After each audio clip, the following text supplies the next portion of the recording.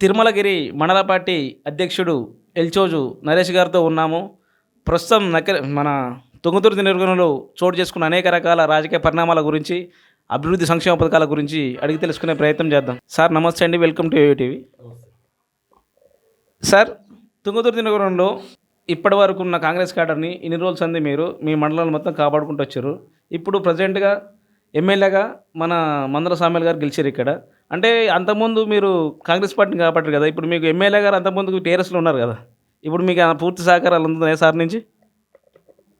అంటే ఇక్కడ ముఖ్యంగా గత 15 సంవత్సరాల నుంచి కాంగ్రెస్ పార్టీ అధికారంలో లేకపోవడం వల్ల కాంగ్రెస్ పార్టీ కార్యకర్తలు కొంచెం ఇబ్బంది పడ విషయం వాస్తవమే. అయినప్పటికీ కార్యకర్తల లక్ష్యం ఒకటే, కాంగ్రెస్ పార్టీ ఎవరైతే అధిష్టానం టికెట్ ఇచ్చి పంపిస్తుందో వాళ్ళని గెలిపించుకొని మన ఎమ్మెల్యేగా చేసుకోవడం అనేది కాంగ్రెస్ పార్టీ కార్యకర్తలను ముందుంటున్న లక్ష్యం. అయితే గెలిచిన తర్వాత దాదాపు 2 నెలలు కావస్తుంది.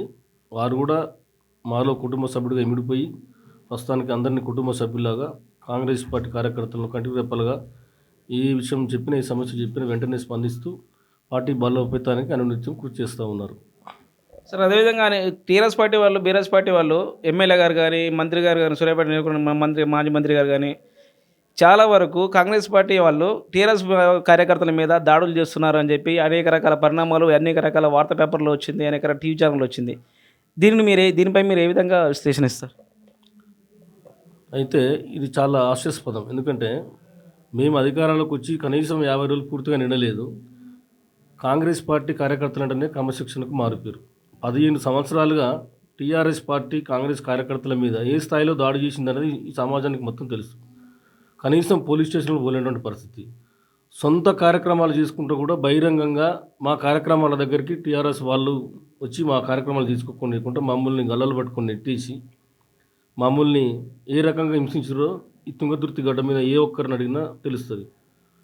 ఇప్పుడు మంత్రి గారు కానీ, కిషోర్ గారు కానీ ప్రశ్నించినందుకు దాడులు చేస్తున్న వాళ్ళు చెప్తుంటే నవ్వొస్తూ ఉంది. ఎందుకంటే ఇక్కడ ప్రశ్నించినటువంటి పాల్వాయి నాగేష్ను కానీ, యుగేందర్ను కానీ, సాయిబాబా మీద కానివ్వండి, అనేక మంది రైతులు వాళ్ళ సొంత భూములను కూడా కబ్జా చేసి ఆడవాళ్ళని చూడకుండా పోలీసు వ్యవస్థను అడ్డం పెట్టుకొని తుంగతుర్తిలో వెలుగంజే రైతును హత్య చేయించినటువంటి చరిత్ర టీఆర్ఎస్ పార్టీకి ఉన్నది.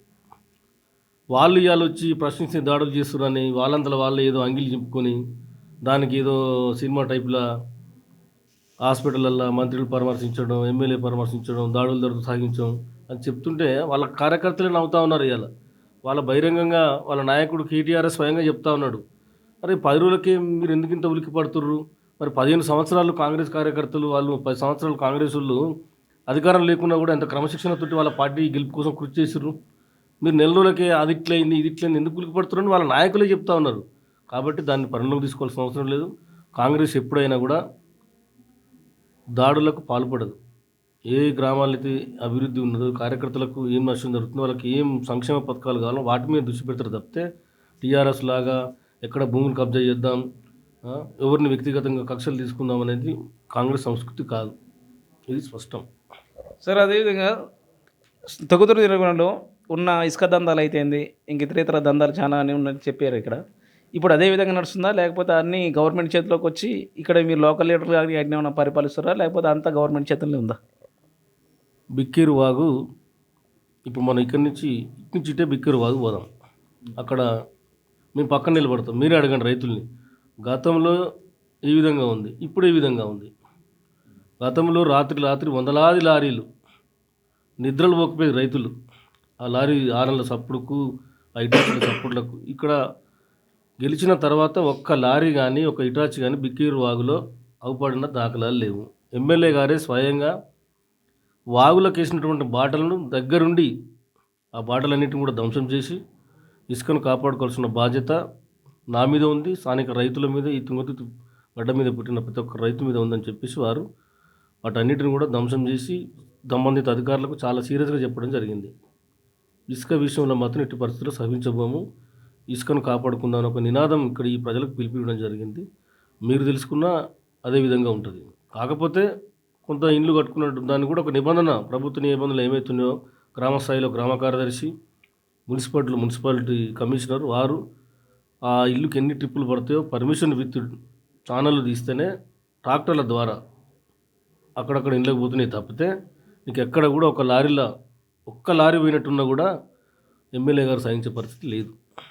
ఇది అందరికి అవపడుతున్నటువంటి విషయం. మేము కొత్తగా చెప్పేది ఏం లేదు ఇలా. సార్ ఇన్ని రోజులు అంది మీరు టీఆర్ఎస్ అది మన కాంగ్రెస్ పార్టీకి మండల పార్టీ అధ్యక్షులుగా ఉన్నారు. మీ హయాంలో 10 సంవత్సరాల నుంచి మీకు ఎలాంటి ఇబ్బందులు కలిగినాయి సార్ ఈ 10 సంవత్సరాలలో? చాలా ఇబ్బందులు టీఆర్ఎస్ పార్టీ నుంచి మాకు చాలా ఇబ్బందులు జరిగినాయి. ఎందుకంటే మేము ఏ కార్యక్రమానికి మా పార్టీ పిలుపునిస్తే మామూలు రాత్రి 1 గంటలకి తలుపులు కొట్టి మమ్మల్ని ఏదో రౌడీల్లాగా ఏదో గుండాలలాగా చిత్రీకరించి మా కుటుంబ సభ్యులను భయాందోళనకు గురి చేసి ఆ రాత్రి తీసుకుపోయి పోలీస్ స్టేషన్లో పడుకోబెట్టేవారు. ఎందుకంటే మానసికంగా ఇబ్బంది పెడితే వీళ్ళు పార్టీ మారే అవకాశం ఉంటుందని చెప్పేసి. దాంతోపాటు అక్కడ ఏదైతే మీ హైదరాబాద్లో మా పార్టీ పిలిపిస్తుందో అక్కడికి జనాభా రాకుండా ఒక కట్టడి చేయాలనే ఉద్దేశంతో చాలా అంటే చాలా ఇబ్బంది పెట్టారు.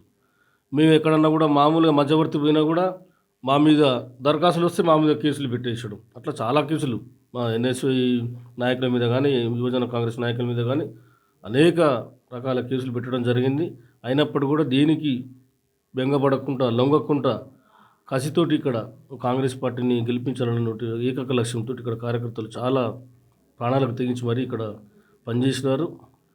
ఆ రకమైనటువంటి ఫలితాలు కూడా ఇక్కడ దాదాపు ఎప్పుడు లేని 6,000 పైచీలకు మెజార్టీ తిరుమలగిరి మండలంలో కాంగ్రెస్ పార్టీకి ఇవ్వడం జరిగింది. ఇది ప్రతి ఒక్క కాంగ్రెస్ కార్యకర్తకి ఈ విజయం అంకితం. సార్ ఇప్పుడు కార్పొరేషన్ చైర్మన్లు దగ్గర ఇంకొక 30 దాకా ఖాళీగా ఉన్నాయి. ఇన్ని రోజులు అంది మీరు పార్టీని కాపాడి అనేక రకాల ఇబ్బందులు పడ్డారు కదా పార్టీ కోసం. మీకు ఏమన్నా వచ్చే అవకాశం ఉందా కార్పొరేషన్ చైర్మన్లు ఏమన్నా? అంటే అది పార్టీ అధిష్టానం పరిశీలిస్తుంది. ఎందుకంటే ప్రతిదీ ఇప్పుడు కార్పొరేషన్లు కానీ ఎమ్మెల్సీలు కానీ మంత్రులు కానీ ఎవరి స్థాయిని బట్టి ఎవరికి ఏది ఇవ్వాలనేది పార్టీ పరిశీలిస్తుంది. వాళ్ళ స్థాయిని బట్టి వాళ్ళకు ఎవరైతే కష్టపడతారో ఖచ్చితంగా కాంగ్రెస్ పార్టీలో వాళ్ళు ఖచ్చితంగా ఫలితం దక్కుతుంది, మంచి భవిష్యత్తు ఉంటుంది. అందులో ఎలాంటి సందేహం లేదు. కాంగ్రెస్లో కష్టపడ్డ వారికి ఖచ్చితంగా రాజకీయ భవిష్యత్తు ఉంటుంది. ఇది 100% నిజం. సార్ సంక్షేమ పథకాల అమలు అనేది 100 రోజుల్లో అమలు చేస్తాం పూర్తిగా అంటున్నారు. ఇప్పటికే రెండు సంక్షేమ పథకాలు అమలు చేశారు. మళ్ళీ ఫిబ్రవరి నుంచి గ్యాస్ అయితేంది 200 యూనిట్ల కరెంట్ అయితేంది ఇస్తా అంటున్నారు కదా. ఇది అమలు అవుతుందా వచ్చే నెలల నుంచి? ఎన్నికల్లో మేనిఫెస్టోలో ఏదైతే కోమటిరెడ్డి వెంకట గారు నిన్న ప్రెస్ మీట్లో చెప్పారు, ఇది రేపు వచ్చే ఫిబ్రవరి నుంచి సెట్ అవుతుందని చెప్తున్నారు, అమలు అవుతాయి అని 2 పథకాలు. దీనిపై మీరేమంటారు? అంటే మేమేం చెప్తాం, మా ప్రభుత్వం ఏది చెప్తుందో అదే మేము చెప్పాల్సి వస్తుంది కదా. ఎందుకంటే ఒక కేబినెట్ హోదా కలిగిన మంత్రి గారు చెప్పిందంటే అది ఖచ్చితంగా అమలు అయ్యేది ఉంటేనే వారు అట్లా పత్రికా సమావేశంలో చెప్తారు. ఒకటి కాంగ్రెస్ ఎప్పుడైనా కూడా కాంగ్రెస్ చరిత్ర ఏంటంటే ఎన్నికల ముందు ఏదైతే చెప్తుందో ఎన్నికల తర్వాత కూడా అదే చేస్తుంది. అంటే చేసేదే చెప్తుంది కాంగ్రెస్, చెప్పిందంటే అది ఖచ్చితంగా చేస్తుంది. ఇది కాంగ్రెస్ పార్టీ నినాదం రాజశేఖర్ గారి నుంచి.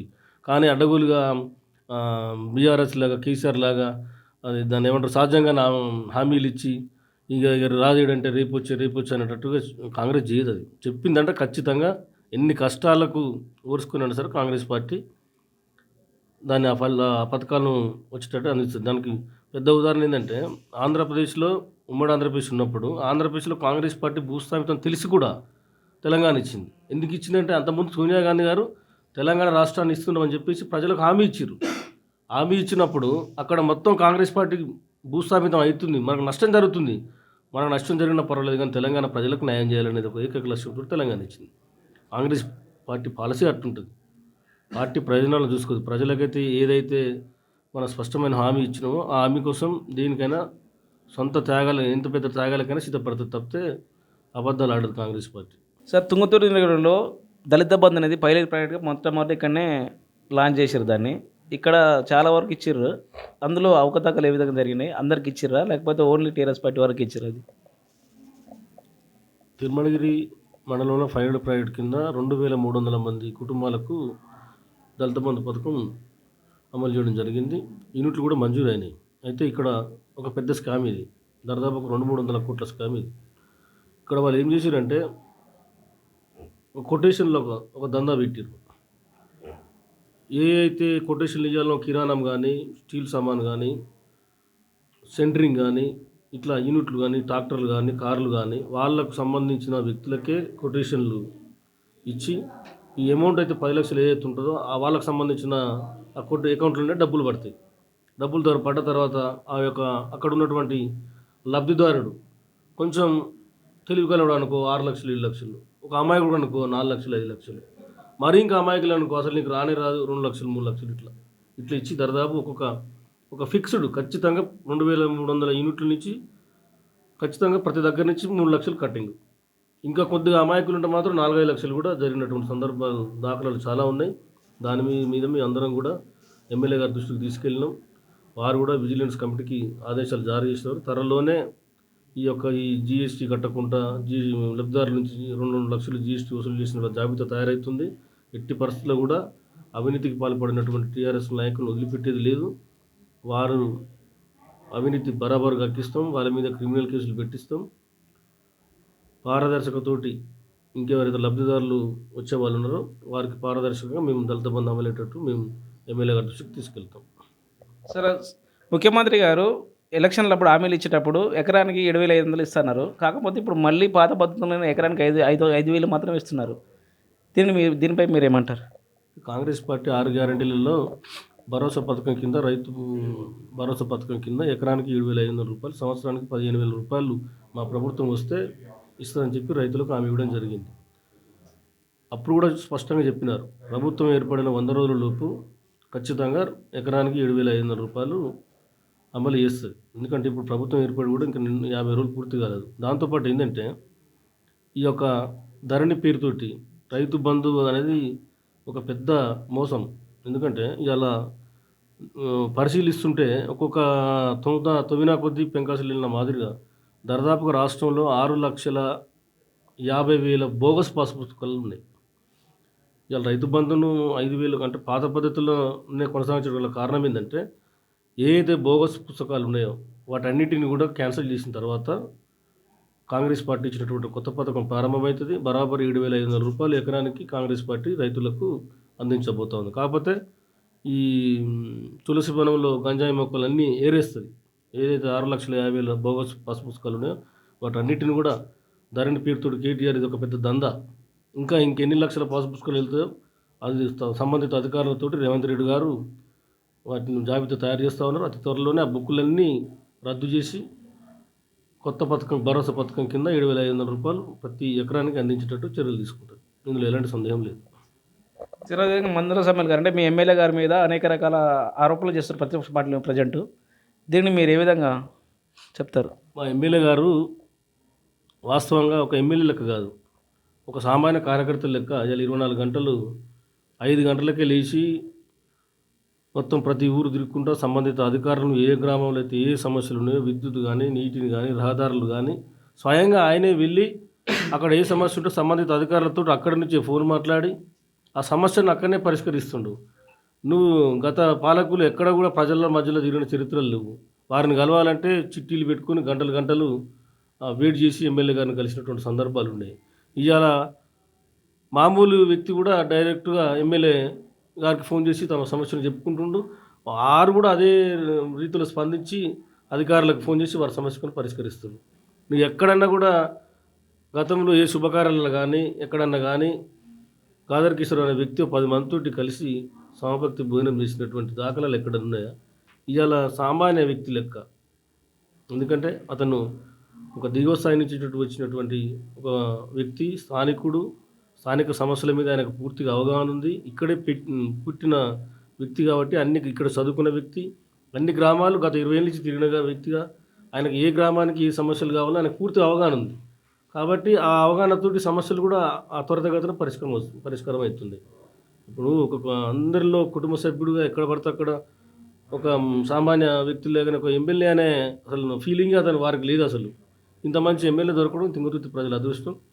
ఇక కొంతమంది కావాలని కారు కూతురు కూస్తూనే ఉంటారు. అవి మేము పట్టించుకునే పరిస్థితి ఇప్పటింతలో మేమేం పట్టించుకోవాలంటే వాటిని. సార్, మీరు ఒక కౌన్సిలర్గా ఉన్నారు. మీ యొక్క వార్డులో కానీ మీ యొక్క మీ పక్కన ఉన్న వార్డులలో కానీ కరెంటు సమస్యలు కానీ త్రాగునీటి సమస్యలు కానీ సీసీ రోడ్ సమస్యలు కానీ ఇంకేమున్నాయి? మున్సిపాలిటీ కేంద్రంలో ముఖ్యంగా డ్రైనేజీ, సీసీ రోడ్లది, విద్యుత్ దీపాల సమస్య చాలా ఉన్నది. కొన్ని సీసీ రోడ్లు కొన్ని డ్రైనేజీలు పూర్తయినప్పుడు కూడా ఇంకా ఒక 70% పనులు చేయాల్సినటువంటి అవసరం ఉంది. మేము కూడా ఇప్పుడు అతి త్వరలో జరగబోయే మున్సిపల్ సమావేశంలో ఆ జాబితా తయారు చేస్తూ ఉన్నాం. ఎమ్మెల్యే గారికి ప్రత్యేకంగా తిరుమలగిరి మున్సిపాలిటీ మీద దృష్టి పెట్టి రేవంత్ రెడ్డి గారి దృష్టికి తీసుకెళ్ళి ఎక్కువ బడ్జెట్ కేటాయించి అతి తొందరగా తిరుమలగిరి మున్సిపాలిటీ కేంద్రాన్ని అభివృద్ధి జరిగేలా చర్యలు తీసుకోవాలని చెప్పి కూడా మేము అందరం కూడా వారికి విజ్ఞప్తి చేయడం జరిగింది. వారు కూడా అతి త్వరలో సమావేశం నిర్వహించి దానికి సంబంధించిన ప్రణాళికలు రూపొందించుకొని ముఖ్యమంత్రి గారితో స్వయంగా వారే వెళ్ళి తిరుమలగిరి మున్సిపాలిటీ కేంద్రానికి ప్రత్యేక బడ్జెట్ తీసుకొచ్చి దీన్ని అభివృద్ధి దిశగా వారు కృషి చేస్తూ ఉన్నారు. ఒకటి థ్యాంక్ యూ. చూస్తుండే మరొక డిస్కషన్ ఏటీవీ.